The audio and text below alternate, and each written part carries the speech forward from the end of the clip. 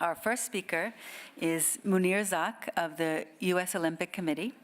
Mounir develops technology for coaches to analyze the performance of athletes, including sensors, fabrics, computer vision, AR, VR, IoT, and AI.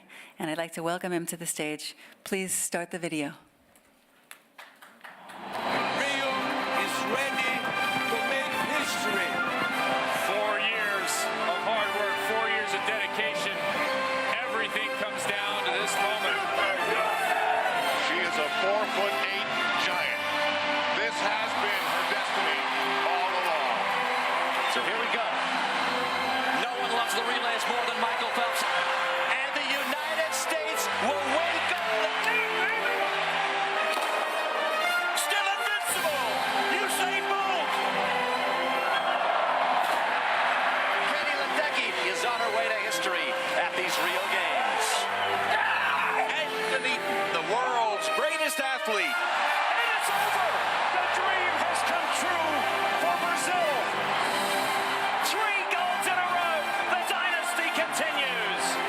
Allison Phoenix, her 6th gold medal. No woman has ever won more.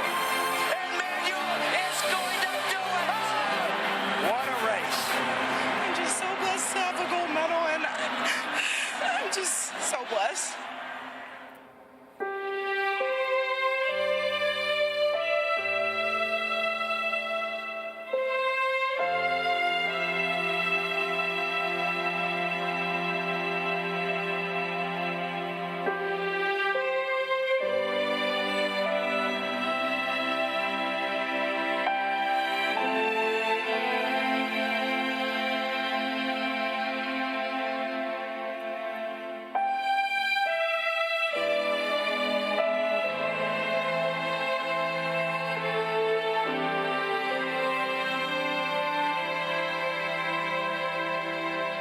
And there we see Abby D'Agostino helping Nikki Hamblin back up.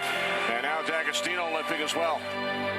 A simple act of kindness, that's what the Olympics is about.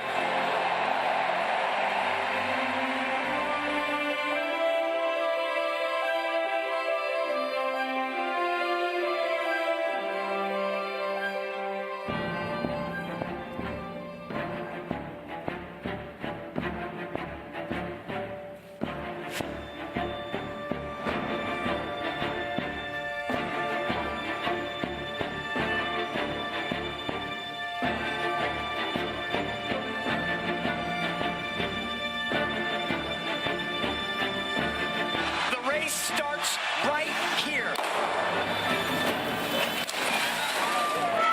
Look at this slugfest going on here! Holy smokes! Unbelievable! She does! Think of all the great ones. One of the biggest gaps I have ever seen. It's about the history. To the roar of the crowd. It's about the legacy. This isn't even close. They come to the finish. Is he going to do it again? It's a reach for gold for Phelps. Look who's back on top.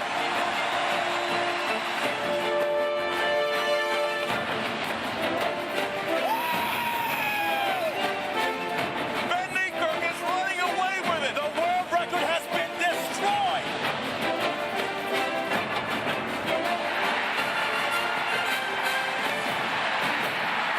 Neymar to win for the host nation, Brazil.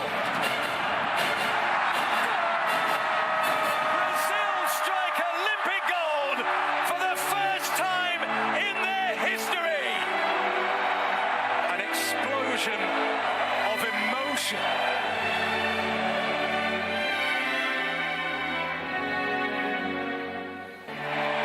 Here's the handoff. Usain Bolt charges to the lead. 3 times 3, the triple.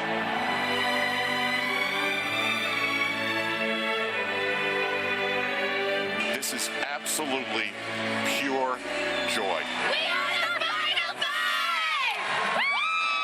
23 golds, 28 total. It's been an honor swimming with you in my last race. And Michael Phelps has ended his Olympic career in spectacular fashion. My swimming career might be over, but it's the beginning of a new journey.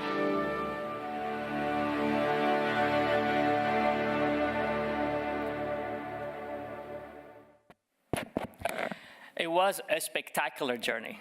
And I really can't believe that it's been more than 5 months now that the Olympic Games are over. And for us, as Team USA, the Olympic Games were quite spectacular. We basically won it all. We did such a good job that we were amazed by how much our athletes performed. 121 medals is, I guarantee you, is not an easy mission to go after.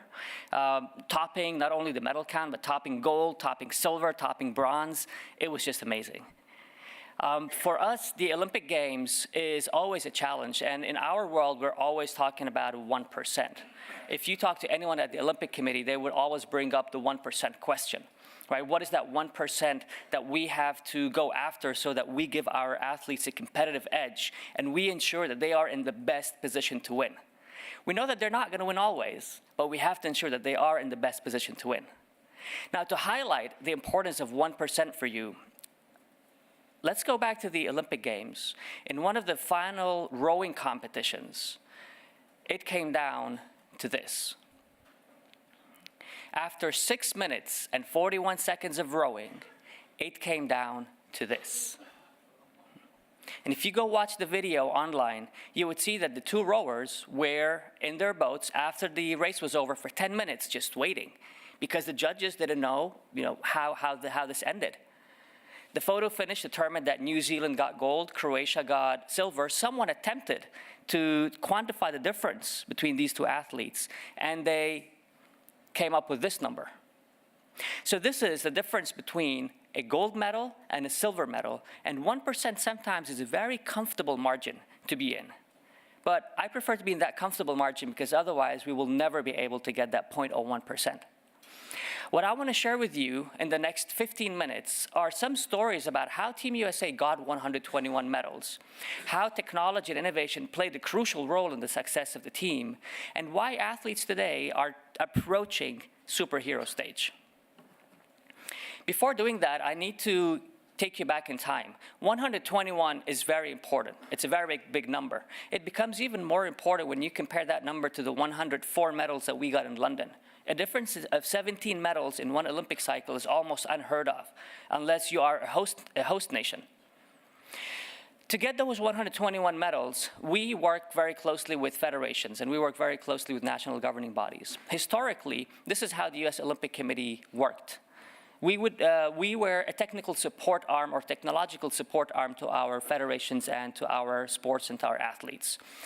They would call us up and we would offer the service. However, we figured that we were not being as impactful as we wanted to be. At best stages, since we were developing solutions in-house, we were coming up with prototypes that never functioned in the hands of our athletes. So just after London, we challenged ourselves with turning our business model around and developing a business model that allowed us to be quick to act, that to have a very, very, very high impact, and to be fully functional with all of our sports. Now, to get there, we realized over the past 4 years that we were always following 3 guidelines, and these are, I would say, our 3 principles of working today, and without these, we would not be able to succeed the way that we are succeeding today. And I want to share these with you because they will shed some light regarding how the U.S. Olympic Committee today handles technology and innovation. The first one is that we had to shift our focus. We were focusing a lot up until London on the technology and the engineering and the research and the science. We lost track of the fact that it is a person who we're trying to impact, and it's a person who we're trying to help to make a good decision. And we realized that whenever we go down the technology pathway or we go down the engineering pathway, we're not really satisfying the needs of our athletes and our coaches. But once we spend time with our athletes and coaches and help them understand what the real problem is and keep them in the middle and of the focus of all development that we're doing, then we can get the job done. The second one is change the way that we do business. Rather than developing everything in-house, and rather than competing with the market, let's say with the research market and the engineering market and the technology market out there, we needed to do what we do best, which is understand what our athletes need and help the market understand how they can work with us. So we moved from having all experts in-house. We had to shut down quite a big business unit. to partnering with the best. The third one, which for me is the most interesting one, was a shift in mindset, which our mindset before London 2012 was serving our athletes. Today, our mindset is to empower our athletes, empowering people. It's not about serving people anymore. Now, from that perspective, what we did over the past 4 years was build quite a healthy and wealthy ecosystem that has within it players within the technology market, the research market, that have funding groups, sponsors groups, we have test sites, and we have made sure that whenever we are building this ecosystem, that we position ourselves at the heart of it, and that we are the ones who are establishing the direct line of sight between our ecosystem and our big group of athletes, coaches, high-performance directors, and national governing bodies. And I want to share with you some of the successes that we have today. Now, that ecosystem led us to create what we call today the Technology and Innovation Group. Okay, it's been in place for about 12 months, and 6 months ago, we decided strategically to fly me out to the Silicon Valley so that I live in the Silicon Valley as the Director of Technology and Innovation to understand, how do we establish better relationships with the technologies that are deciding the heartbeat of the planet and determining what is the pulse of our future, and at the same time, be exposed to a bigger audience than the audience that we have in Colorado, where the headquarters of the U.S. Olympic Committee is. So over the past 4 years, we've put in so many great solutions. We can tell so many great stories. With BMW, we designed what is considered today the fastest wheelchair on earth. It's a wheelchair that does not only leverage the tens of years of experience of the automotive engineers of BMW, but has been designed with the athlete in focus. So it's not a chair that has an athlete who sits on top of it. It's a chair that adapts itself to the needs of the athletes. And within that vehicle, there are different fixtures that you cannot see that can accommodate different sensors that do not have nothing to do with the wheelchair itself, but have everything to do with the athlete. So whenever our athlete is training with the wheelchair, she knows that she can accommodate a whole pack of sensor technology without interfering with the aerodynamics of the chair. We got some good medals in the Paralympic Games through that.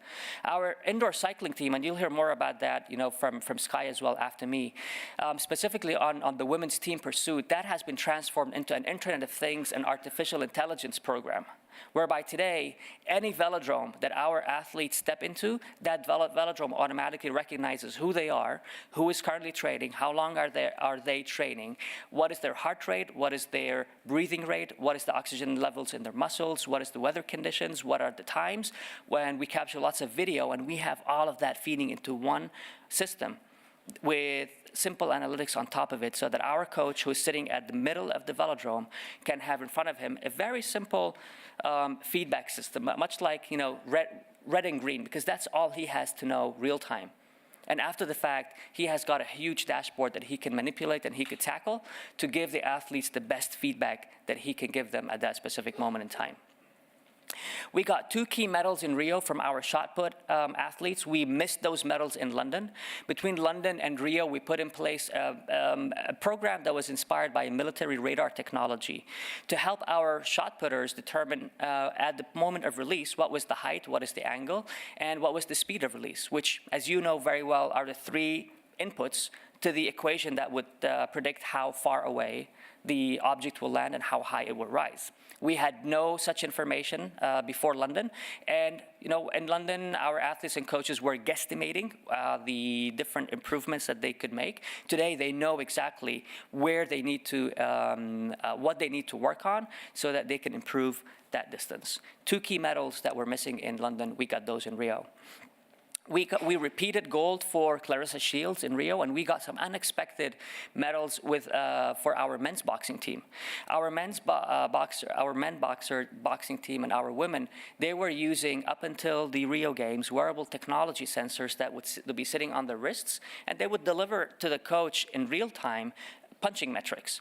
How many right punches, how many left punches, how many jabs, how many hooks, how many blocks. But most importantly, what does training today look like with respect to the historical best or with respect to yesterday?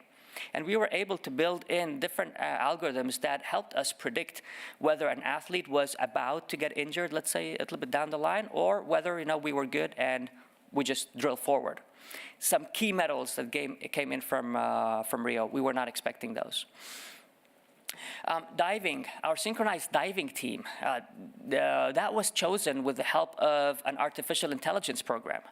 Okay, we've got some divers here in Stanford. We got some divers in Florida. We got some divers who are, in different facilities around the U.S. And there was no human way in which we can bring all divers together and mathematically determine who is the best pair, right? So is it these two ladies in the front? Is it two ladies in the back? Or is it a mix of these two ladies? Given that the four of you don't live in the same place, you don't train in the same place.